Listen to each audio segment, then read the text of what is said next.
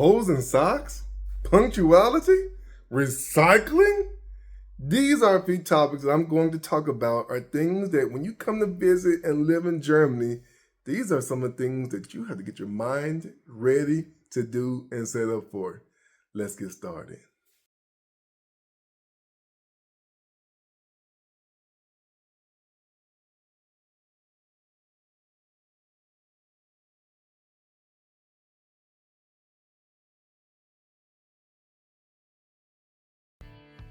All right, hello everyone. I'm Justin Banks, and I am going to tell you about 5 things that when you come to visit Germany that you need to be ready to do. And yeah, it can be tricky. Now, I've been living here for almost 10 years now, and all of these things I've gotten used to, and I don't even think about. But as you've probably seen in my other videos, my daughter Brooklyn, who's back in America now, came to visit us for about 6 weeks. And these are things that kind of didn't puzzle her. 2 of these things I reminded her of as we traveled through Germany and Europe. And these other things I just started to think about, like, wow, I guess it is like that. So let's get to it. All right, the first thing, when you come to Germany, it's a big tradition that when you step into someone's house, the first thing you do is take off your shoes. Now, I know there are a few people in America doing this as well, but I don't remember experiencing it that much, especially when you went to a guest house that you didn't know. You went to a person's house and you knew that you're gonna hang out for a minute, you've known these people well, then you might kick off your shoes. Some people have some really stinking feet. You don't really want to show off your stinking feet there immediately. But when you come to Germany, it's like every house that I walked into, whether my first time meeting the people or whatever, there's a tradition of now that you are expected to take your shoes off. And I had to learn the lesson because, you know, some days I wake up, I just don't want anything. If I find 2 socks that look like they match up in the dark, I put them on. But one time I had on like one brown sock or a black sock. Another time I might have a hole in my sock. And then I get to a place and I take my shoes off, and I was embarrassed in the beginning trying to cover up my sock. Of course, people know me now and they expect that. But then when I take my son to judo, of course, you don't want to step on the mat with your shoes. So out of respect for the mats and the environment, any type of wrestling or sports, something like that, you gotta take your shoes off out of respect. And that's another thing. I'm like, I gotta take my shoes off. So that on this day, let me make sure that I'm wearing matching socks with no holes in them. So that's the first thing. It's something light, but it's something you gotta think about. Because if you have to go to somewhere and you take your shoes off, then I think Seinfeld did a topic about this, where Ben Stiller, Jerry Stiller did not want to take off his shoes and talk about how he created a whole huge big scene when he was visiting someone in South Korea. But that's a whole nother story. All right, let's get to the second point. All right, this is something that I didn't really think about that much, but when we took my wife to the beach in the Netherlands, there's one section of the beach that's a nude beach. And this is what made me think about this topic. Well, of course, we didn't go to that area of the beach. We stayed in the family area, but Germans or Europeans, for the most part, even though they're private people, are very comfortable with their bodies. And so I started thinking, wow, if you go into a sauna or if you go into a gym, there are a lot of times the people sit there not wrapped in towels, they're just naked. And I remember my first experience with this. I love to go do sports, and I used to go to the fitness studio every day. And I met a few people, started talking to them, started hanging out with them. And then, of course, everybody tried to end their workout around the same time. Now, me, I always tried to end my workout when no one else was in the restroom. I wanted to be in a place by myself. I wanted to change, and I just wanted to relax. But it seemed like here, a lot of times, people will wait for you, and they will try to go into the change room together, and they want to continue the conversation. Like, no, I'm private. No, I don't want to continue the conversation. And so I used to run out. I'm not changing. I'm just going to go straight home and take a shower. I'm like, no, that's too much. Everybody else is doing it. So we're going to the shower.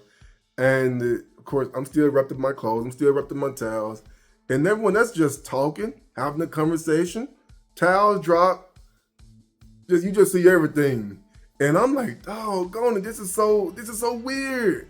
And so I'm thinking, okay, I'm gonna wait for everybody leaves, go take a shower. And man, I'm trying to keep my head down. I'm not carrying on the conversation. People still want to talk to me and talk to me and talk to me. And then finally I just realized, oh, God, apparently it's just not a big deal. It's just not a big deal to a lot of Europeans. They don't think about it, don't look at it. It doesn't mean you're homosexual or anything like that. It doesn't have anything to do with it. It's just not a big deal. If you walk down the streets in Germany, if you go by a photo shop, for example, you will see a naked body in the windowsill. It's just not a big deal like we make it in America. And so anyway, once I became more comfortable, I just started to relax. And then I started noticing other people that were like me. And they're going to take a shower down to and everything else. And like, oh man, it's just Germans don't make a big deal like we do in America or in some of the other countries. It's just more relaxed. And so it just kind of makes you more free, more relaxed, more loose. And it's just a different mindset about the way the human body is. The human body is just the body. It's just what it is. All right. Topic 3. Now, this is going to be the one that causes the most people hair to fall out. In America, we do not separate our trash. We put everything in one bag and we take it to the people come pick it up 2 times a week, a lot of times, and take it away. I think even in the most liberal state like California, they might separate the trash a little bit. They might have a container for normal trash. They might have a container for green stuff like the grass and everything else, and they might have a paper thing. But it is nothing compared to how it is in Germany. And this is the one thing that kept throwing Brooklyn off every day when she was here. So in our kitchen, we have 3 trash cans. We have one for general trash, one for plastic, and one for paper. And then another part of our house, probably in our basement, we have a container for plastic bottles, a bag, and we have another container for glass bottles and containers. So there's 5 different things that are separated, right? And then we have a spot for batteries, and we have a spot for light bulbs. And my Brooklyn guys, she got confused every single time, because what is considered plastic for recycling that you take to the store of a fund? What's this other plastic you put in the plastic container? It was just very confusing for her. Now, the difference between Germany and America, Germany makes it very, very easy. We do have a monthly calendar. No, the trash doesn't come every week. Our normal trash either comes twice a month or one time a month, depending on how you schedule it. Plastic comes one time, paper comes one time. Now, the problem with that is if you miss it, it's such a headache. It's such a headache. Then you have to take it to the dump, but that's something else. But for the most part, it's very convenient. Most of your German neighbors will probably put their trash out a day in advance anyway. If you see other people putting out the yellow bags for the plastic or the blue trash can for paper, you just do the same thing. And then compared to America, we also make it very, very convenient, unlike America. I remember trying to recycle paper in America, and I had to drive it to a special location. I think it was the fire station where I had to drive the paper. And if I wanted to recycle cans, aluminum cans, I had to take it to another place. Well, in Germany, like I said, everything's picked up at the house, except for batteries and glass bottles. But most glass bottle containers, as well as used clothes containers, are in very public, heavily foot traffic areas, either at a grocery store or close to a school somewhere where you put the glass containers. It's always in a very heavily populated area, so it's not very far. And then for batteries, most grocery stores or stores like Obi or DIY stores like Obi, or even the pharmacists like DM, drugstores, whatever, or Rossmann will take your batteries and your light bulbs.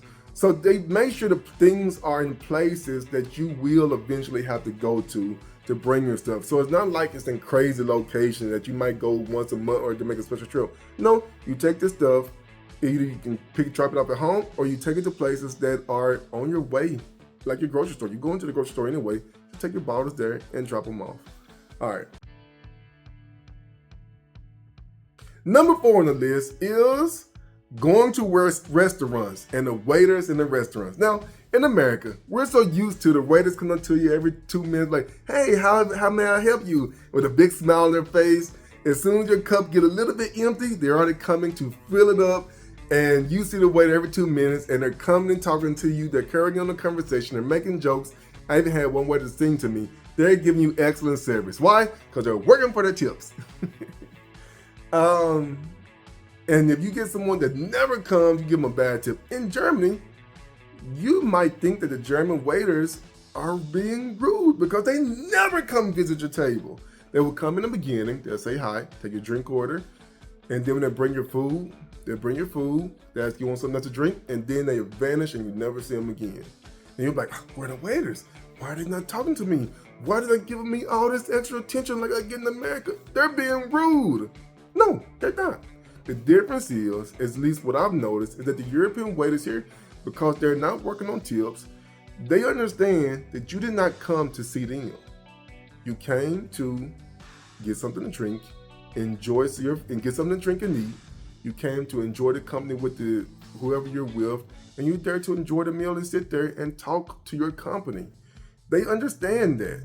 And if you need something, when they're walking around, it's okay for you to wave to them, get their attention, and they will come to you immediately and take your order for whatever next you need.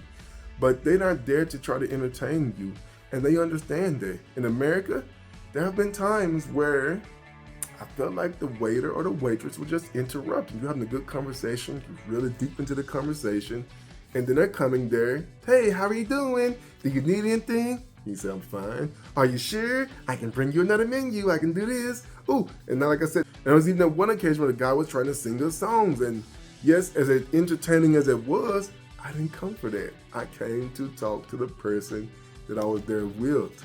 And so it's just a difference. Now, it's one of the things, like I even talked to some of my German people and they're like, that's too much. It's too much. Why are they doing that? Of course, you get free refills, so keeping my cup full, I have no problem with that.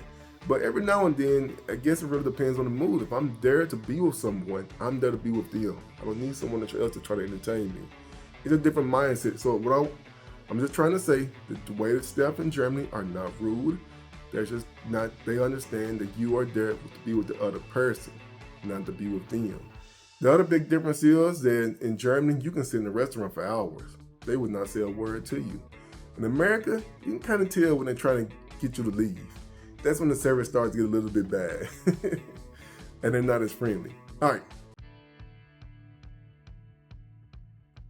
Fifth thing I want to talk about before this video gets too long is timing and being on time. Punctuality in Germany and America means two different things. Either you have the people with the mindset like the military that on time is late, meaning if you're supposed to be there at 5 o'clock, if you are there at 5 o'clock, you are actually late.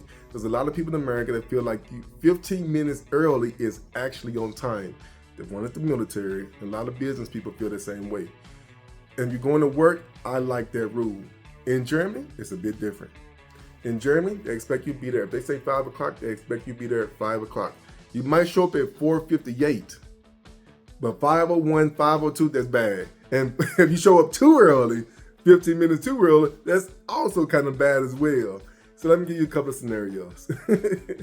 All right, in America, a lot of times we are very relaxed on time, unless we have to be at a doctor's appointment or to catch a plane. The plane will just take off and leave you anyway. We are very relaxed. And there's often times where people will not tell you that they're going to be late until maybe 5 minutes before they're supposed to be there. They're like, oh, I'm gonna be late, but you're already there a little bit early, and now you have to wait another 10 minutes.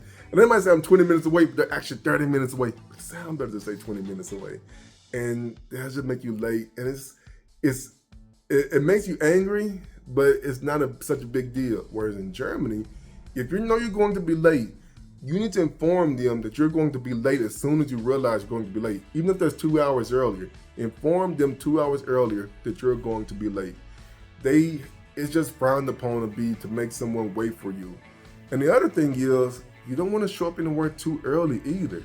Man, I've seen a lot of Germans, they show up 20 minutes early because you try to time it. If you're driving, you try to time it just right. If you're riding the bus or the train, you're not really in control, so you try to make sure you can time it just right, and maybe you'll go somewhere else beforehand, or You just walk slowly to your final destination or something, but you don't want to be there too early.